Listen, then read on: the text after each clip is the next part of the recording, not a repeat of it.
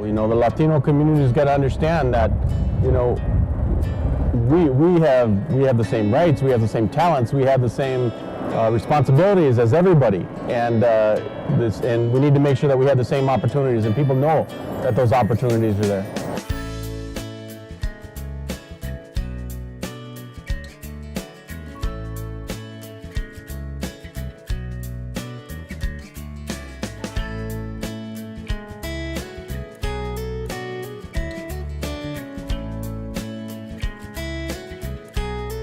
First off, I will say that my real name is Refugio Padilla, and I grew up in Fort Worth, Texas, and when I was a freshman in high school, you know, like many families these days, at that time my mom and dad got divorced when I was 4, and when I was a freshman in high school, I was your typical teenager.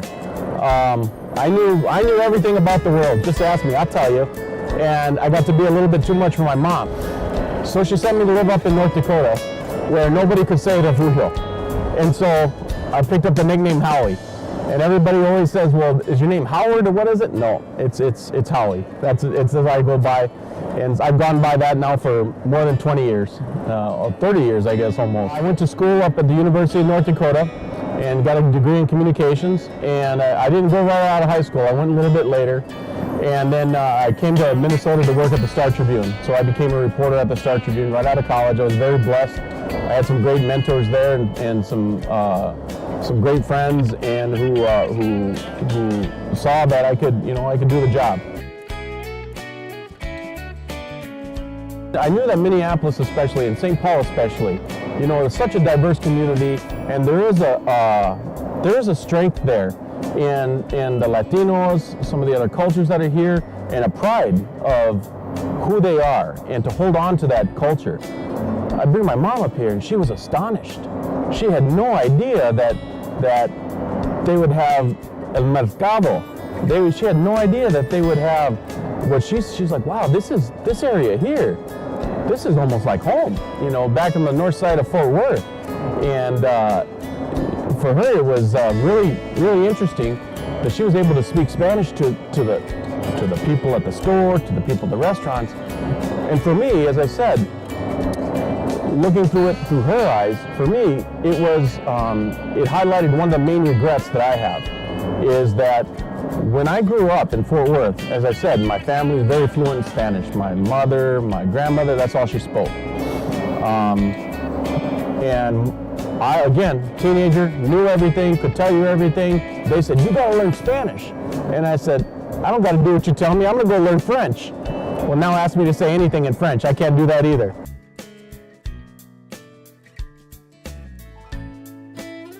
I think our community is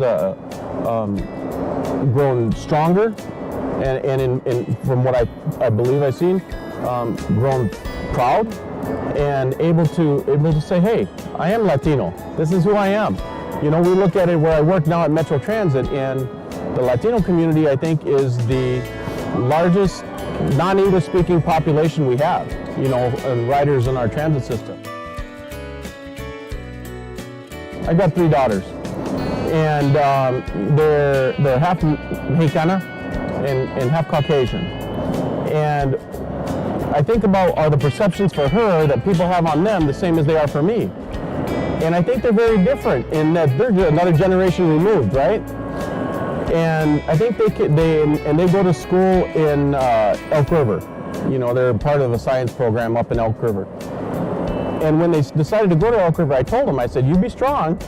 And when somebody asks you, you know, your race or your culture, be strong and don't forget, you're Mexicana too. The thing that I think people can't forget is Latinos aren't any different than Caucasians. They're not any different than African Americans. They're not any different than Native Americans, Somalis, any other culture. As adults, as parents, what do we all want? We want the world to be better for our little ones, right? For niños, niñitas, we want the world to be better for them. You know, I talk about how Minnesota is a welcoming place. It absolutely is. It's also a place that I think is still learning to deal and work with all of the cultures that we have. And so as a Latino, I think it's important for us to help others understand our culture.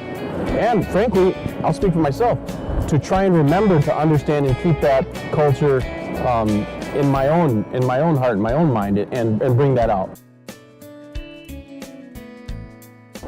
And I want to look to the Latinos around me who are influential in the community around them, and what do they do that's successful? I'm going to look to a very, very dear friend of mine. I consider him more of a brother, who's the executive director of Merit Community Services around the east side of St. Paul. His name's Dan Rodriguez. I don't know if you know him. He has talents and that I could only dream of emulating. And part of you hear me talk about respect and responsibility, and that's the stuff I've learned from him. That's the stuff I've learned from other Latinos that he's introduced me to. And I don't think I'm never going to be able to meet Fernando Valenzuela. I'm never going to meet, I don't know, Carlos Santana. I'm never going to be able to meet Enrique Iglesias. But I am going to meet Dan.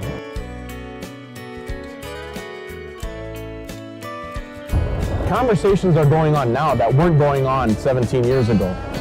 And so when I talk about bring everything together that we've been talking about, when I talk about pushing it forward, that's what's going on.